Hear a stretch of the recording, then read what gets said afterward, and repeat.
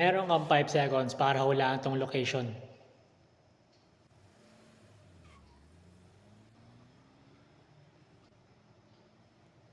Kung Cubao yung sagot mo, tama ka. Kung di mo pa alam, meron na tayo Urban Deca Tower in Cubao. Near in MRT lang. Sinasabi ko sa'yo, panalo bumili ng property dito. Bakit? Kasi Cubao to. Naman natin lahat ng Pilipino galing dito. Lalo na yung mga malalayo.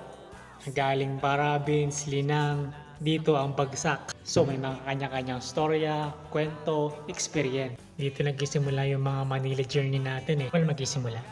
Yung akin, yung una kong punta sa Cubao, galing pa akong Quezon Province. Nag-a-apply akong trabaho, papunta akong QC yun, yung mga araw na yun. Halala ko, paglagpak ko ng Cubao, grabe yan, ang gulo ng paligid. Hindi ko siya makakaintindihan kung saan ako pupunta.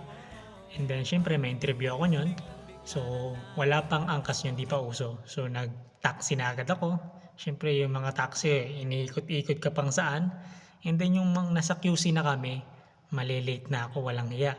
Siguro mga 20 minutes na lang, talagang late na ako sa interview. Kasi inabot na kami ng traffic. So, no choice ako. Umalis ako sa taxi, naglakad, tumakbo, tapos binayaran ko yung taxi, yanong mahal, 500, inikot-ikot ako. Tingnan ko yung Google Map ko, 3 kilometers away, at nagkakamali pa siya. Saan pa ako nagpuntang mga iskinita. Then yung nakating na ako sa building, syempre medyo kabado, nahihiya, late pa, amoy araw, pawisan, nawala na talaga yung confidence ko, na may mental block na ako, mga ganyan. Wala akong masagot na maayos sa interview. Sinabihan na lang ako, pagkatapos sa interview, tatawagan ka na lang after 1. Pero hindi na sila tumawag. Basically, yun ang first time ko sa Cubao. Ikaw, ano yung storya mo sa Cubao? Yung first punta mo sa Manila?